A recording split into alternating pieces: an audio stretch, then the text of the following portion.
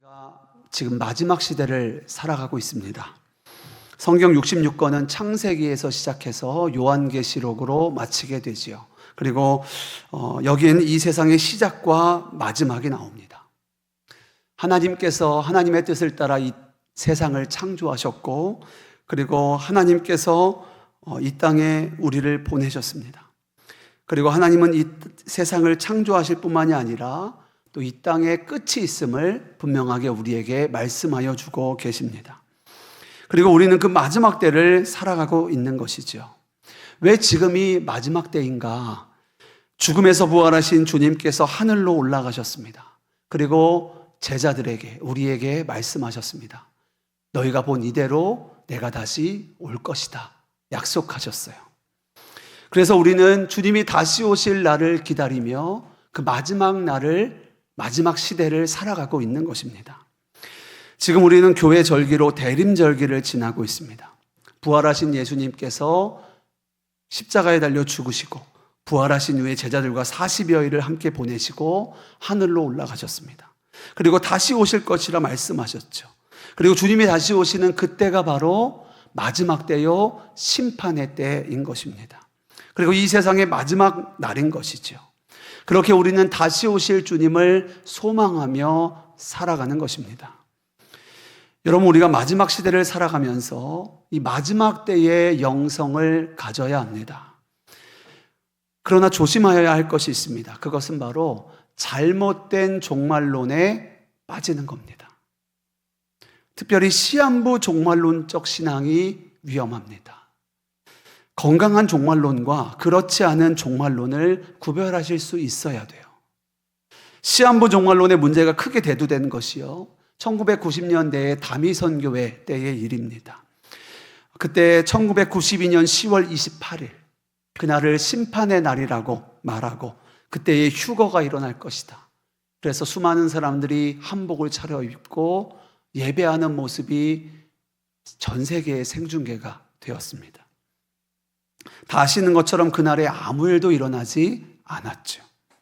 그리고 이 문제로 시한부 종말론의 폐해가 분명하게 드러났습니다. 날짜를 정하고 때를 계산하고 그렇게 해서 두려움을 조장하는 신앙은요, 신앙이 아닙니다. 성경이 말하는 건강한 종말론적 신앙이 아닌 거예요. 그것은 믿음을 세우는 신앙이 아니라 사람을 미혹하고 넘어뜨리는 거짓 신앙입니다. 시한부 종말론은 우리에게 두려움을 줍니다. 그리고 우리의 삶을 흔들고 무너뜨립니다. 염세적인 삶을 살게 되거나 가정, 그리고 직장, 그리고 세상을 다 뒤로 하고, 그리고 종교 활동에만 열심을 갖게 맹목적인 추종을 하게 합니다. 그리고 그렇게 만드는 그 중심에는요, 두려움이 있는 거예요. 내가 지금 이 하나님께 잘못하면 지옥에 가겠구나 하는 그런 잘못된 두려움을 심어줍니다. 그러나 바른 종말론적 신앙은요, 절대 그렇지 않습니다. 두려움이 아니라 우리에게 소망을 주는 거예요. 하나님이 허락하신 이 하루하루를 어떻게 살아갈까? 어떻게 믿음으로 살아낼까? 하나님이 새 날을 주셨어요. 그럼 그 하루를 하나님의 뜻을 따라 살아가는 그 삶을 기쁨으로, 감사로, 또 소중하게 하루하루를 승리하는 그런 믿음을, 소망을 우리에게 허락하여 주는 것이 건강한 종말론입니다. 그리고 그 주님의 날이 언제 오더라도 준비하는 삶을 살게 하는 거예요. 예수님께서도 분명히 말씀하셨습니다. 그날과 그때는 아무도 모른다는 거예요. 주님도 모르신다고 하셨어요. 오직 하나님만 아신다고 하셨습니다. 여러분, 종말의 때가 언제인지를 아는 것이 중요한 것이 아니라요, 이 마지막 때를 분별하며 이 마지막 때를 어떻게 살아가느냐가 중요한 겁니다. 그래서 오늘 말씀은 왜 지금이 마지막 때이고, 그리고 이 마지막 때를 우리가 어떠한 마음으로, 어떠한 태도로, 그리고 어떠한 믿음으로 살아가야 하는가에 대하여 함께 나누고자 합니다. 먼저는 여러분과 왜 이 시대가 마지막 때인가에 대하여 나누고 싶습니다. 세 가지인데요. 첫 번째, 마지막 날에는요, 전쟁과 기근과 지진이 일어난다고 말씀하였기 때문입니다. 마태복음 24장 7절 말씀 우리 같이 읽겠습니다. 민족이 민족을, 나라가 나라를 대적하여 일어나겠고 곳곳에 기근과 지진이 있으리니. 아멘. 지금 전쟁과 기근과 지진에 대하여 말씀하고 있습니다. 우리는 지금 문명이 발달했다, 과학이 발전했다라고 말하죠. 그런데 아이러니하게도요, 아무리 문명이 발달하고 과학기술이 발전해도 자연재해 앞엔 우리는 너무나 미약한 존재임을 보게 됩니다. 한없이 작은 거예요. 쓰나미나 태풍이나 가뭄이나 이런 자연재해 앞에 우리는 속수무책입니다. 제가 최근에 지진에 대한 영상을 하나 좀 보게 되었는데요. 지금 일본은 대지진 경보로 난리가 났습니다. 일본의 그 난카이 해곡이라는 곳이 있는데요. 이곳이 100년, 150년 주기로 대지진이 일어납니다. 그런데 그 대지진의 전조 증상들이 지금 일어나고 있는 거예요. 그래서 지진 전문가들이 대지진 발생 확률을요, 지금 80%로 진단합니다. 80%라는 것은요, 오늘 일어나도 이상하지 않은 겁니다. 바로 오늘일지 내일일지 모르는 거예요. 언제 일어나도 이상하지 않는 확률이 80%입니다. 그런데 지금 이렇게 과학과 문명이 발달을 해도요, 지진에 대하여 완벽한 예측은 어렵습니다. 지금 할 수 있는 거는요, 본 지진이 오기 전에 그 지진이 일어나서 그 흔들림이 올 거라는 것을 조금 일찍 알 수 있는 게 전부입니다. 그거를 P파, S파라고 한다고 하더라고요. 본 지진이 오기 전에 이제 곧 큰 지진이 올 거다라는 정도만 조금 일찍 아는 정도이지 언제 지진이 일어날지 아무도 모르는 거예요. 자연재해 앞에 우리 인간은 한없이 작고 초라한 거죠. 그리고 지금은 유례없는 이상기후들까지 생기고 있습니다.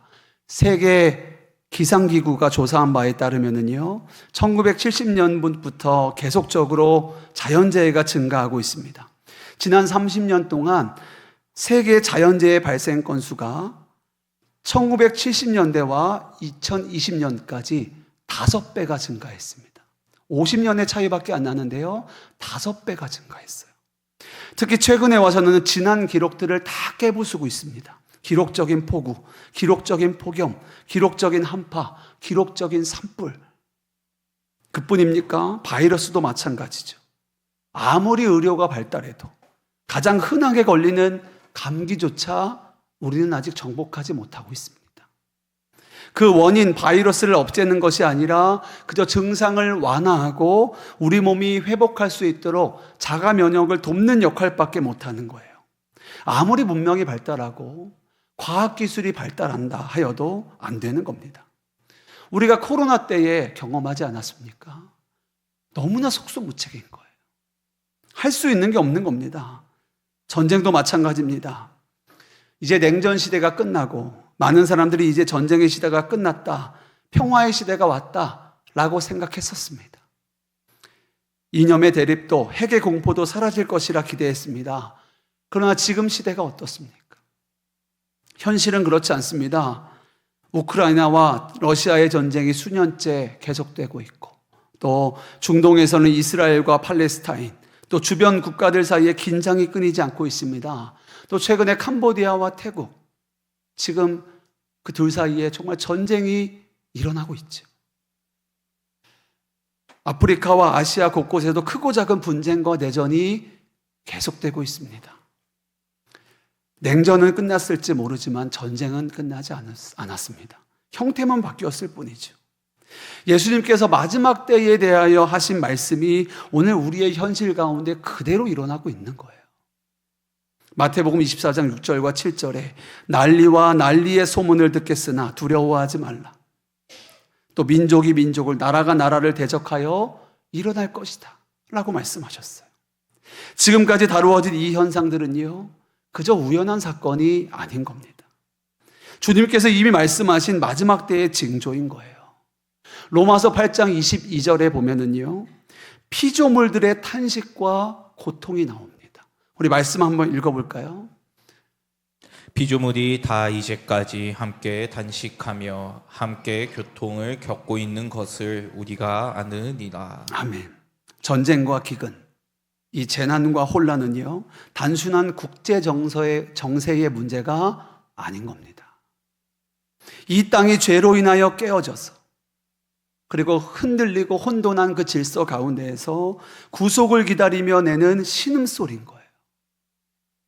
그리고 때가 되면, 때가 차면 주님이 오시는 겁니다. 그렇습니다. 전쟁과 기근과 지진, 이것은 마지막 때의 첫 번째 증거입니다. 두 번째는요, 마지막 때에는 교회가 핍박을 받는다라고 하셨어요. 마태복음 24장 9절 말씀 같이 읽겠습니다. 그때 사람들이 너희를 환난에 넘겨 주겠으며 너희를 죽이리니 너희가 내 이름 때문에 모든 민족에게 미움을 받으리라. 아멘. 우리가 선교지의 소식을 들으면 선교지의 교회와 또 성도들이 핍박을 당하는 일들을 보고 듣게 됩니다. 제 동기 중 하나도요, 중국에서 선교하다가 선교지에서 쫓겨나고 문이 열리기를 계속 기다리다가 안 되어서 지금 한국에서 목회를 하고 있습니다. 지금 중국의 교회가 핍박을 얼마나 당하고 있는지 몰라요. 북한은 말할 것도 없습니다. 전 세계 핍박 지수 1위는요, 단연코 북한이에요. 우리 교회가 선교 후원을 하고 있는 단체 중에 순교자의 소리라고 하는 단체가 있습니다. 이 선교단체는요, 열방 가운데 지금도 핍박을 당하고 있는 나라와 지역을 위해 선교하는, 그 핍박당하는 민족을 향하여 선교하는 그런 단체예요. 이 순교자의 소리의 소식지를 보면은요, 이 모든 열방과 민족 가운데 그리스도인들이 얼마나 많은 핍박과 환난을 지금도 당하고 있는지 모릅니다. 특히 최근에 아프리카가 정말 심각해요. 우리가 중국, 북한 이런 곳에 대해서는 좀 잘 알고 있지만 아프리카에서 일어나고 있는 핍박, 그 환난에 대해서는 잘 모르시는 분들이 있습니다. 지금 이 순간에도요, 나이지리아, 콩고, 말리와 같은 아프리카에서는 교회 역사상 전례 없는 속도로 그리스도인들이 살해당하고 있습니다. 급진적인 무슬림들에 의해서 아이들이 납치가 되고요, 또 딸들이 강제 결혼으로 끌려가고요, 마을이 급습을 당하고 또 교회가 테러당하고 있습니다.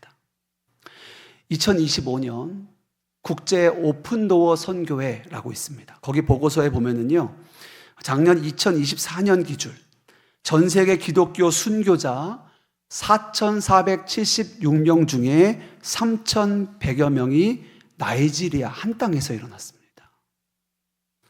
그리고 에리트리아라는 나라에서는요, 지금도 700명의 목회자가 감옥에 갇혀 있어요.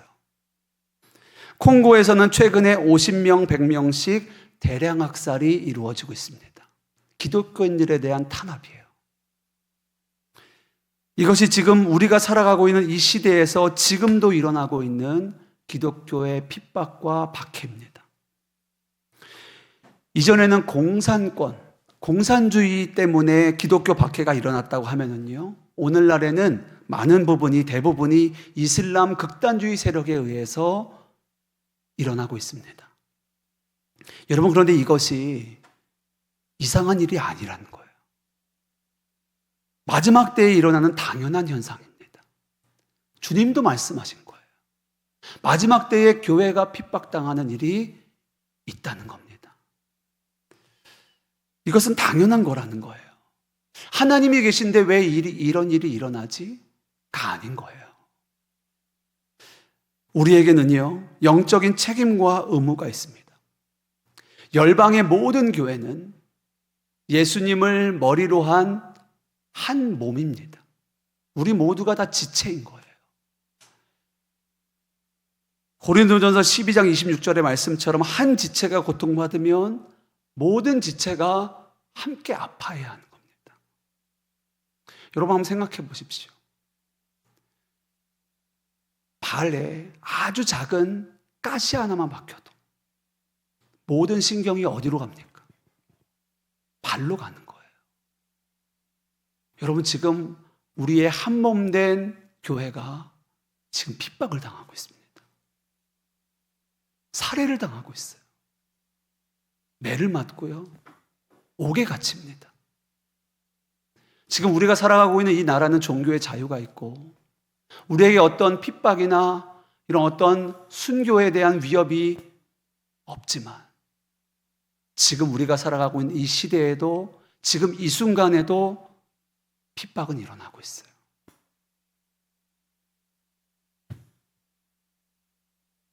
우리가 이를 위하여 함께 아파하고 기도해야 되는 것이 마땅한 겁니다. 사실 우리나라는 이렇게 종교적인 핍박을 체감하기가 쉽지는 않습니다. 근데 여러분 한번 생각을 해보세요. 우리의 삶의 자리에서도 이해되지 않을 정도로 기독교가 폄훼되고 또 사람들의 환영을 받지 못한다는 느낌을 여러분들 받으실 거예요. 우리나라의 교회가 얼마나 많습니까? 그리고 보이게 또는 보이지 않게 교회가 이 사회에 기여하는 것들도 정말 많습니다. 그럼에도 불구하고 교회가요, 세상으로부터 환영을 받기보다는요, 지탄을 받고 손가락질을 당하고 어떨 땐 조롱을 받고 핍박을 받습니다. 왜일까요? 여러분, 영적인 진단을 바로 하셔야 합니다. 물론 우리 한국교회 안에 미흡함이 있고 또 부족함도 있고 또 우리가 잘못하고 실수하는 것도 있는 것 사실입니다. 그러나 언론이나 인터넷 커뮤니티에서 교회를 대적하고 또 조롱하고 핍박하는 것을 보면서 우리는 마지막 시대에 보여지는 영적인 현상을 깨달으셔야 돼요. 아, 이것이 마지막 날의 징조구나. 내가 정말 마지막 시대를 살아가고 있구나. 여러분, 이것을 아셔야 되는 겁니다. 그렇습니다. 지금 이 마지막 때라는 두 번째 증거는요, 교회가 당하는 핍박입니다. 세 번째 마지막 때의 증거는 미혹입니다. 많은 사람이 거짓에 미혹된다는 거예요. 우리 마태복음 24장 11절 12절 우리 함께 읽겠습니다. 거짓 선지가 많이 일어나 많은 사람을 미혹하게 했으며 불법이 성함으로 많은 사람의 사랑이 식어지리라. 아멘. 지금 한국교회는 이단과 사이비로 신음하고 있습니다. 교회뿐만이 아니라 최근에는 지금 이 사회가 그렇죠. 신천지를 비롯해서 온갖 이단과 사이비들이 얼마나 성도들을 또 사람들을 미혹하고 있는지 모릅니다. 그런데 이 또한 마찬가지입니다. 우리가 이런 이단들과 또 미혹되는 많은 사람들을 볼 때 지금이 정말 마지막 때이구나. 이것을 아셔야 돼요. 신천지를 볼 때 미혹하는 사람들, 나쁘게 보이죠. 나쁜 사람 같죠. 그러나 그들을 탓하기 이전에 우리가 해야 할 바를 먼저 깨달아야 합니다. 왜 그렇습니까? 마지막 날에 이런 일이 일어나는 것은 성경에 이미 말씀하고 있는 부분이기 때문에 그래요. 예수님도 말씀하셨습니다. 거짓 선지자가 많이 일어나 많은 사람을 미혹할 것이다 라는 거예요. 이것은 사람의 일이 아니라 영적인 전쟁의 문제입니다. 그런데 사람의 힘이나 제도로 막을 수 있는 것이 아닌 거예요. 영적인 부분이기 때문에 그렇습니다. 사도 바울도 말합니다. 마지막 때가 되면 사람들이 바른 교훈을 받지 않는다는 거예요. 디모데후서 4장 3절에 보면 이렇게 말합니다. 때가 이르르니 사람들이 바른 교훈을 받지 아니하고 그리고 나아가서 귀가 가려워서 자기의 사욕을 따를 스승을 많이 두고 라고 말합니다. 그렇습니다. 지금 마지막 시대입니다. 마지막 날에 미혹이 있는 것은요, 이상한 일이 아니라 당연한 거예요. 문제는 미혹하는 자들이 존재한다는 사실이 아니라 미혹당하지 않도록 우리가 분별하고 또 이것을 어떻게 싸우고 돌파하느냐, 여기에 있다는 거예요. 마지막으로 우리 베드로전서 4장 7절 말씀 우리 같이 읽겠습니다. 만물의 마지막이 가까이 왔으니 그러므로 너희는 정신을 차리고 근신하여 기도하라. 아멘. 정신을 차리고 근신하여 기도하는 저와 여러분 되시기를 주님의 이름으로 축복합니다. 마지막 때에 우리가 할 것은요, 근신하고 깨어야 합니다. 기도로 돌파해야 되는 거예요.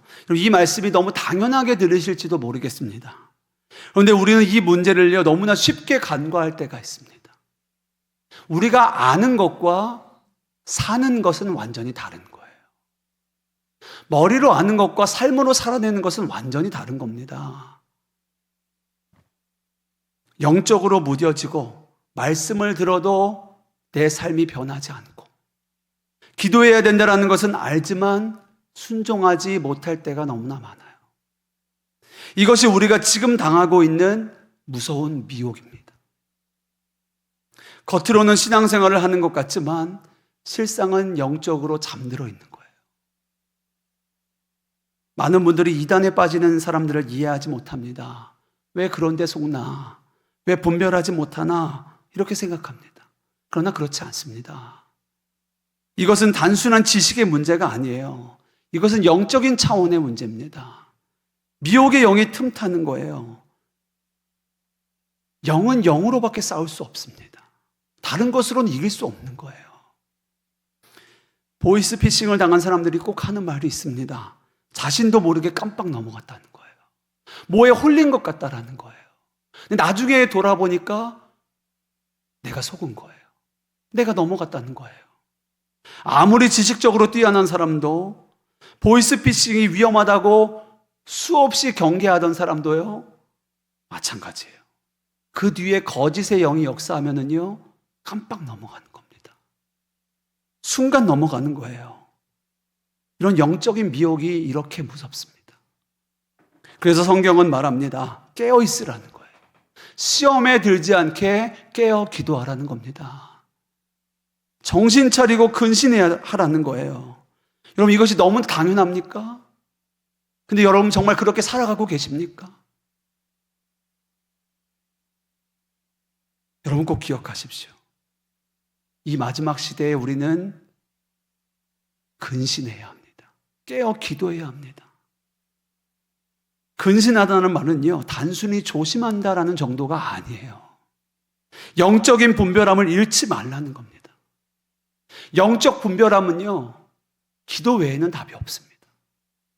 말씀과 기도 외에는 없는 거예요. 어떻게 영적인 분별함을 어디서 얻겠습니까? 마지막 때의 가장 큰 위기는요, 핍박이나 환난 그 자체가 아닙니다.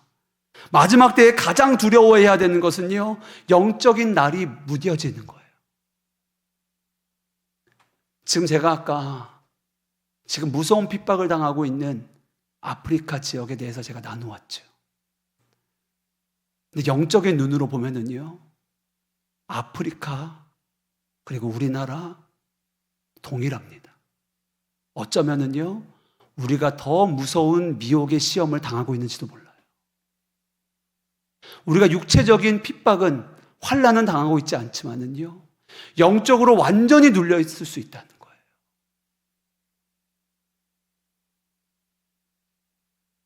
영적인 무감각, 영적으로 혼미 상태인 거예요.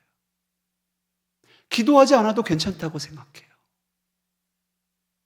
깨어있지 않아도 아무 문제 없이 살아가요. 영적인 미혹에 빠져 있는 겁니다.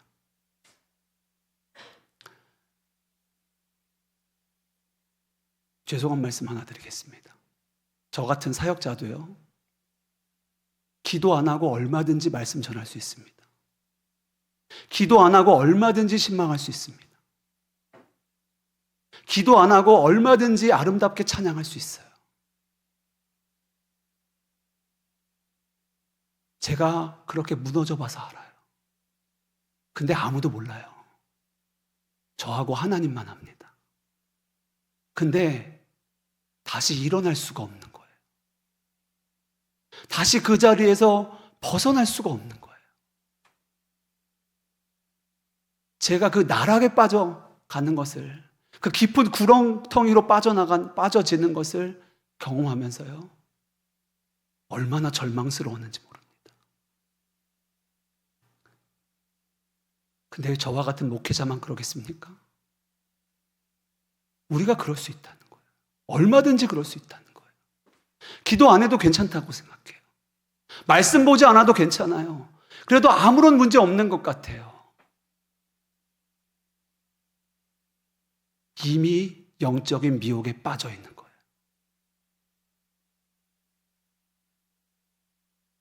사랑하는 여러분, 지금은 마지막 때입니다. 근신하여 깨어 기도해야 되는데 정말 정신을 차리고 근신해야 됩니다. 때를 분별하고 기도하셔야 돼요. 지금 저와 여러분이 이 자리에 앉아 있는 것도요, 하나님께서 저와 여러분을 부르셔서 이 자리에 있는 줄 믿습니다. 깨어 기도하라고 저와 여러분을 이 자리에 부른 줄 믿습니다. 자, 그런데요, 저와 여러분만 이 자리에 불렀을까요? 하나님이 저와 여러분만 특별히 이 자리에 부르신 걸까요? 아닙니다. 하나님은 지금도 믿는 성도들을 부르고 계세요. 근데 잠에 빠져 있는 거예요. 미혹에 빠져 있는 거예요. 기도하지 않아도 괜찮아요.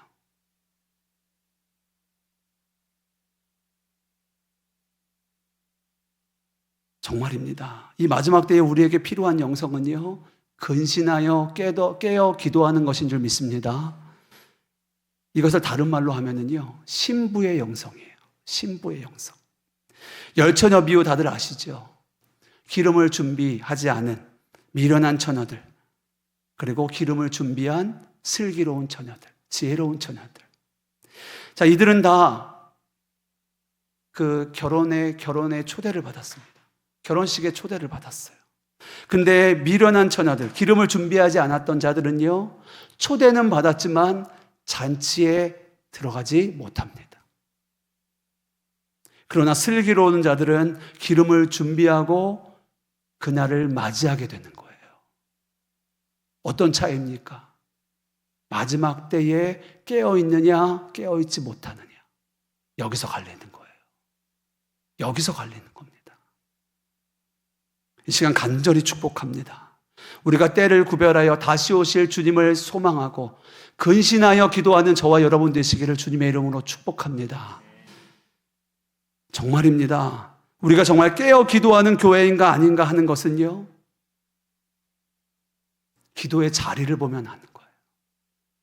기도의 자리를 보면 아는 거예요. 새벽 기도의 자리, 매일 낮과 저녁에 있는 기도의 자리, 또 수요일과 금요 기도의 자리, 또 주일 저녁의 자리. 이게 우리의 영적인 실상인 겁니다. 사랑하는 여러분, 기도하셔야 합니다. 반드시 기도하셔야 합니다. 왜 그렇습니까? 이 마지막 때를 믿음으로 통과하게 하는 것이 기도이기 때문에 그래요. 말씀과 기도 외에는 답이 없습니다. 우리가 신앙생활을 할 때 우리의 기준을요, 성경에 두셔야 합니다. 다른 옆에 사람을 기준으로 두시면 안 돼요. 아, 이 사람도 이렇게 하니까 나도 이렇게 해야겠다. 여러분, 여기에 기준을 두시면 안 됩니다. 그러면 우리가 계속하여 점점 더 무너질 수밖에 없어요. 우리의 기준은 오직 성경인 겁니다. 성경을 기준으로 하고 성경의 나를 비추어야 되는 거예요. 그리고 때를 분별하셔야 되는 겁니다. 우리의 기준은 오직 성경인 줄 믿습니다. 여러분, 지금 우리나라가 전쟁 중이잖아요. 잠깐 멈춰 있는 것 뿐이잖아요. 근데 만약에 정말 이런 일이 일어나지 않고 우리가 기도하는 것은 복음 통일이 이루어지는 거죠. 근데 만약에 전쟁이 났을 때 우리는 어떻게 해야 됩니까? 비상사태잖아요. 그럼 저희 뭐 해야 되죠? 모든 것 다 내려놓고 나라를 지켜야 할 거 아닙니까? 도망을 가든, 와서 싸우든, 이 전쟁을 맞닥뜨려야 되는 거잖아요. 다른 것이 무엇이 중요합니까? 지금 전쟁이 가장 중요하죠. 도망치든 싸우든. 그럼 다른 길은 없는 거예요. 이 마지막 때에 우리는요, 싸우든 도망치든 둘 중에 하나밖에 없는 거예요. 지금 우리가 무엇을 해야겠습니까? 우리가 무엇으로 이 마지막 시대를 돌파해야 되는 겁니까? 기도인 줄 믿습니다. 그럼 기도하셔야 합니다. 너무 당연한 말 같지만 그러나 그럼에도 저는 전하고 또 전하고 또 전할 겁니다. 그래야 우리가 사니까. 그래야 우리가 무너지지 않으니까. 저는 계속해서 전할 거예요. 여러분이 듣기 싫다고 귀를 막아도 저는 전할 겁니다. 그게 저의 사명이니까요. 그래야 제가 하나님께 안 혼나니까요.